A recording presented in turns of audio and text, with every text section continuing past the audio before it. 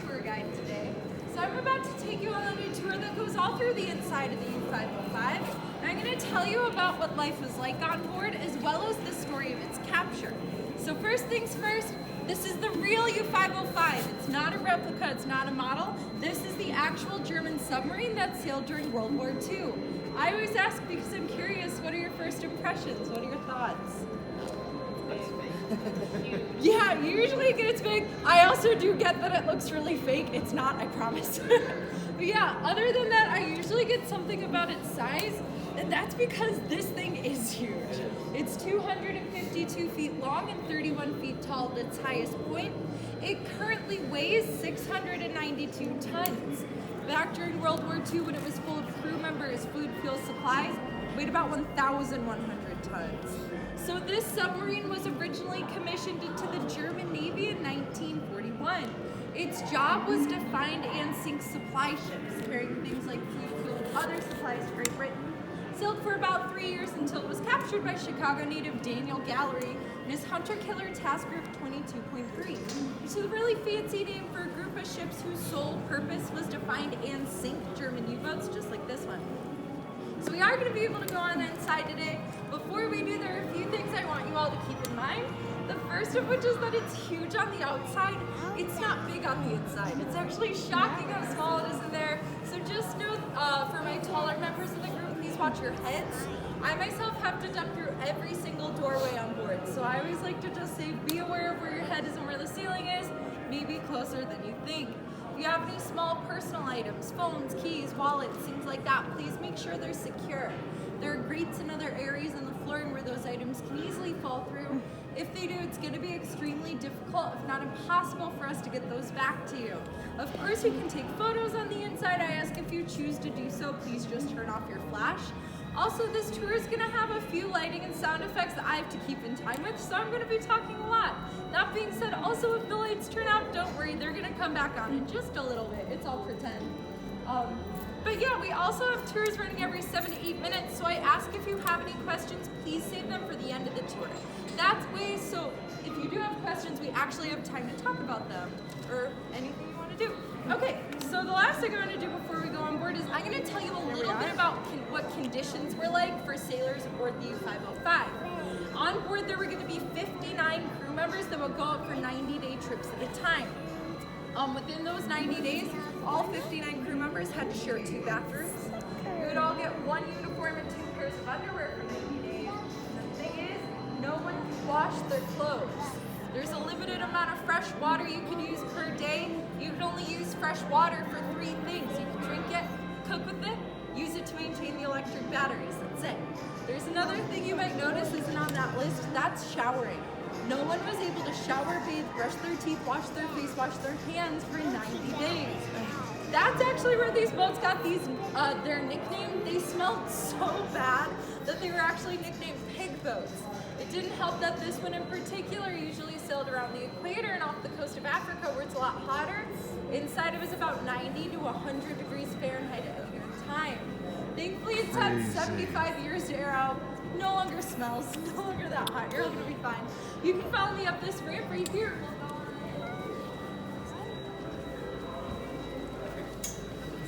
Don't fart in here.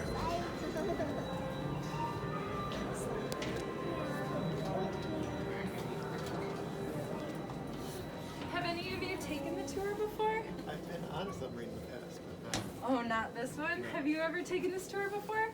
Ooh, okay. Let me see if I can add anything new that you've never done before. You could step on it and excuse me while I put these totally realistic submarine doors. Yeah.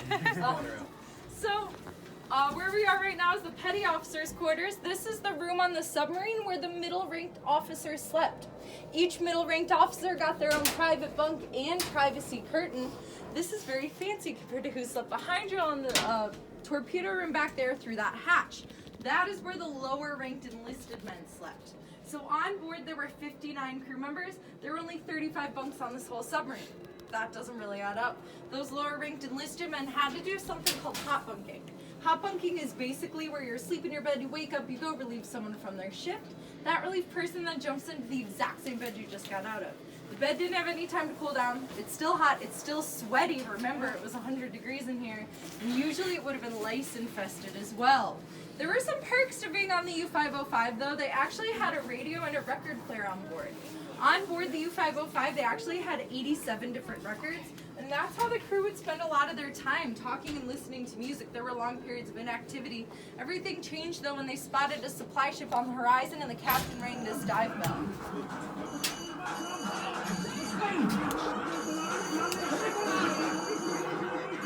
So when the crew members heard this, they immediately jumped into action and they would turn valves like these highlighted in blue light.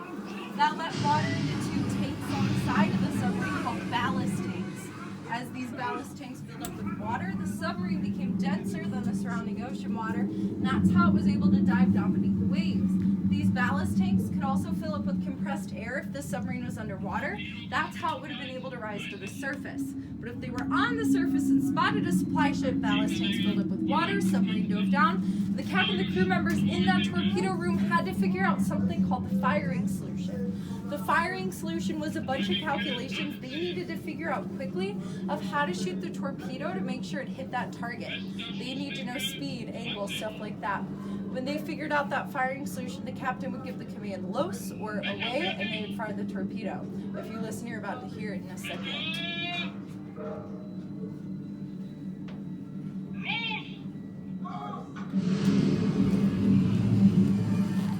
So that ticking you're hearing now is actually a stopwatch. The crew members would know down to the exact second when the torpedo should hit that target. If that second came and they heard silence, they knew their torpedo had missed and that their location was probably given away. If it came and there was an explosion, they knew their torpedo had hit. And from the U-505, the crew was actually able to hear the enemy ship they'd hit getting crushed beneath the pressure of the ocean as it sank to the bottom. Those are all the groaning sounds. That's what it would have sounded like on board. In its 3 years sailing, the U-505 sank 8 different vessels. We're gonna head on back to the control room where I'm gonna tell you more about the events leading up to the capture of the U-505. As we head back there, we are gonna pass a few smaller rooms that I wanna tell you about now really quickly.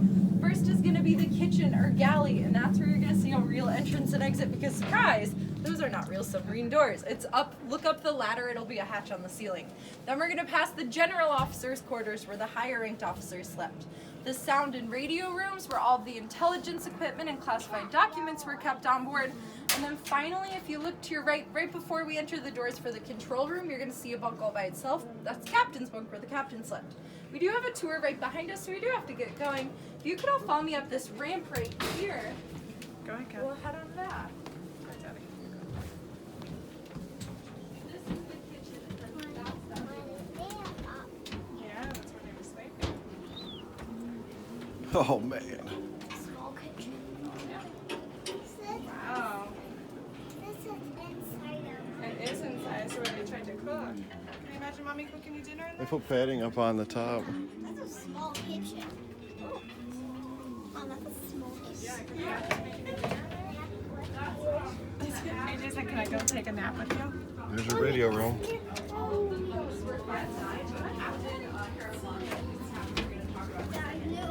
Okay, wait, buddy.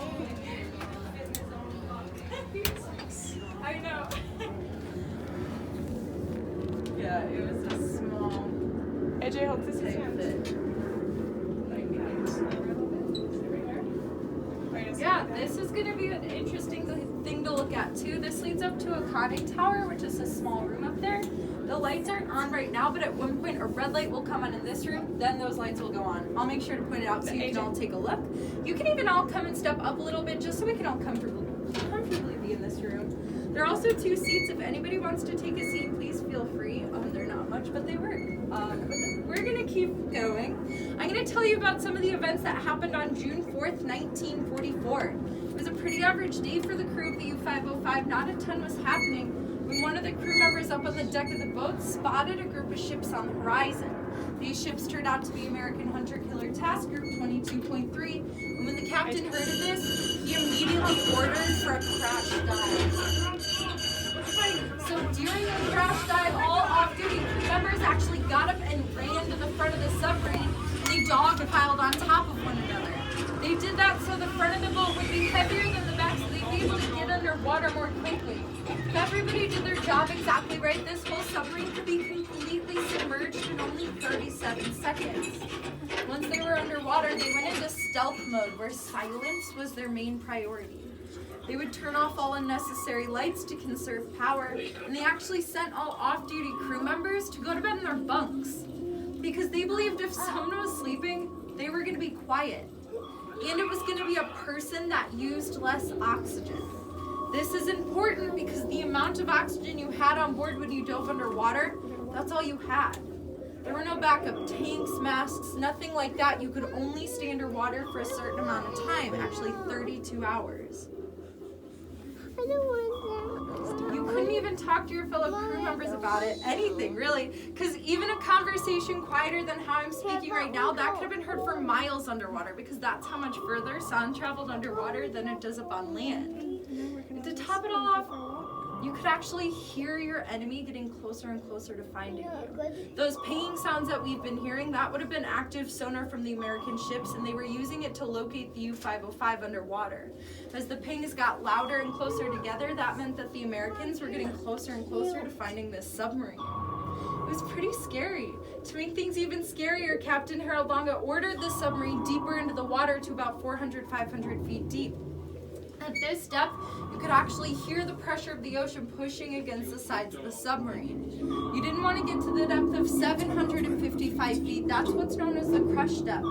If this submarine got that far down, it would have been crushed like a tin can in an instant. There was really one sound you didn't want to hear as a sailor in the U-505, and that's actually the sound of splashes in the water above you. If you heard splashes coming from above, that meant, in this case, that the Americans had found you. Not only found you, that they were dropping depth charges, underwater explosives designed to sink submarines. If you heard the splashes like we do right now, the only thing you could do as a sailor is hold on and wait. So there was an explosion. It wasn't a direct hit, but it did jam the rudder of the U-505. That's how This it caused the was. boat to start going downward in what they called a death spiral. They were going down deeper and deeper into the water, closer to that crush depth of 755 feet. Captain Harold Longa had no idea what to do. He did know he wanted to save his crew, and he ordered the submarine to surface. When the U-505 reached the surface of the ocean, Captain Harold Longa climbed up this ladder right here into the conning tower, and he took a look around. What he saw was that they were completely surrounded by American ships. There are 4 American ships and 2 American aircrafts. When the U-505 surfaced, it was also greeted to 6 minutes of non-stop gunfire from the Americans. The lights are about to turn on. Yep, the lights are now on in the conning tower. If you all want to take a look, it's really cool. So Captain Harold Longa ordered his crew off the U-505. Before doing so, he ordered them to scuttle the submarine, which means to sink it on purpose. In all of the chaos, one of the U-505 crew opened up something called the sea strainer. It's a pipe that led directly into the ocean to start the flooding of the U-505 so it would sink. Once the German sailors were off and American boarding party came on, their number one priority was to find as much intelligence as quickly as possible. They didn't know if the submarine was going to sink at any moment due to flooding or due to hidden booby-trapped explosives set by the German sailors. We're going to head on back to the electric motor room where I'm going to tell you more about the experience the Americans had on board. As we exit out this way, if you look down into your left, right before you walk through the doorway, there's going to be a pipe low to the ground, has a light on it. That's that actual sea strainer. I'm going to head this way to the left. If you could all go that way to the right, I'll meet you back there. That's probably just a noise. No, it's just the one.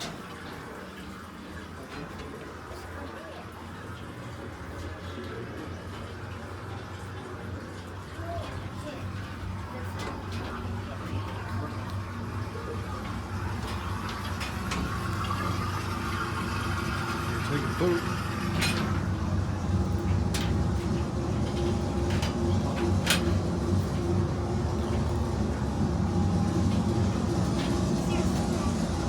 This is my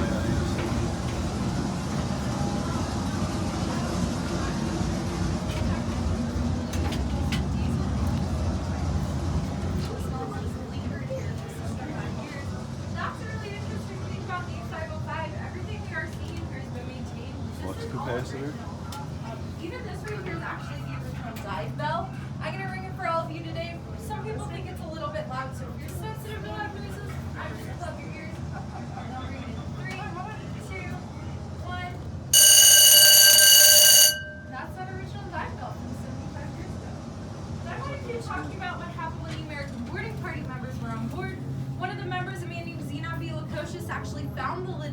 strainer back there, and he's able to close it to stop any further flooding from that part of the submarine. It was at this time that the Americans decided they wanted to capture the U-505. Before capturing it though, they did need to unjam the rudder. They couldn't tow it with a jammed rudder because it would have kept turning, breaking the tow line, and wouldn't have worked. And the American boarding party members were tasked with finding the manual controls for the rudder. From the depth charge explosion though, all of the electricity on board was actually knocked out, so there were no lights on whatsoever. The Americans did have something guiding their way. On German submarines at the time, they actually used radioactive paint on important pipes and important hatches. They did this so even if all of the electricity on board was knocked out, they would still have something guiding their way and telling them what was important. My disclaimer is this is no longer radioactive, now it's just glow in the dark, you're all fine. Nope. Back during World War II, it was radioactive, though it couldn't explode on its own. The American boarding party members were led to the exact same spots you're all standing in right now, looking at the same closed hatch, knowing the manual controls for the rudder were beyond it. Closed hatch on the submarine though could mean a couple of different things. Could have meant that there was flooding going on beyond here and it was closed to stop the flooding from spreading further into the submarine. It also could have meant that before the German sailors got off the U-505, they rigged this with an explosive to go off when it was open. The Americans knew from intelligence they had at the time that there were going to be about 14 explosives on any German submarine. And honestly, the American boarding party members didn't know what to do. They called down their captain, Daniel Gallery. When he got down here, he decided he wasn't going to give his crew an order he didn't feel comfortable doing himself. So he ordered his crew out of the room. He was going to be the one to open the hatch. Grabbed the handle, took a deep breath, opened it up, and absolutely nothing happened.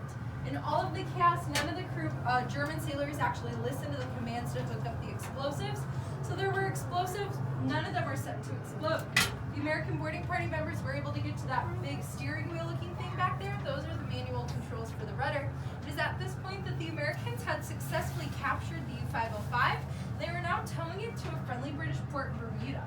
We're gonna head out these doors and down the stairs where I'm gonna wrap up the tour for you all and tell you what happened to the U-505 once it was towed away.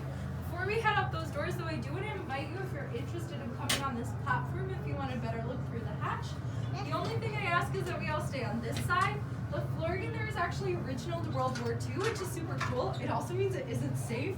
This side's totally fine though. If you look in into the left, you're gonna see a small tap. That's actually one of those two bathrooms. I could actually squeeze out first. We have about a minute and a half, 2 minutes for all of us to don't lose small things before the next tour comes. I'll meet you all outside. What are you doing? Here. Don't touch. Other side of the He's room. like, I'm tired. And I get it. He's trying to sleep in there. Big steering He wouldn't wheel. lay one of those beds. He's all hung out. Here. Leave him for a nap. Really slow. Yeah, don't touch. Come on down.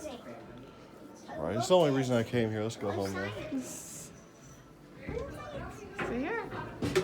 Go take, I watched it today, I'll take a picture. You want to go look real quick? Yeah, carefully. So, I can't tell exactly what all the You can look inside. Don't go in. all of the coffee there, though, that's already it was outside. But it was outside. It was seen for a long time, and because it was outside, it All right, give me your hands.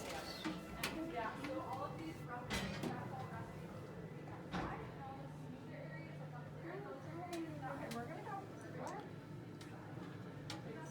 I'll get into that when we get upstairs. I'll be all right at the bottom. Hey, you're good. Here's the first step. Nope, we're going this way. Last step is a little bigger, huh? Yeah. You did good. It was a big step. It was Awesome. big. I'll meet you. Thank you. Yeah, but I'll meet you all right at the bottom of these stairs here. You're going to fall right down.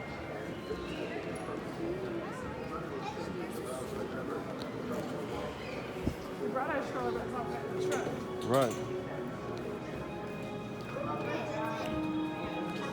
it was at this point that the Americans had successfully captured the U-505. They were now towing it, like I said, to a friendly British port in Bermuda. Once it got there, it was America's #1 priority to keep this whole thing a secret. The first thing they did was they painted the outside black and they renamed it the USS Nemo to try and disguise it. They had all the members of that American hunter-killer task group sign an oath of secrecy, and America took the crew from the U-505 and put them in a prisoner of war camp in Louisiana. America didn't notify anyone that they had done this, which is a violation of the Geneva Convention.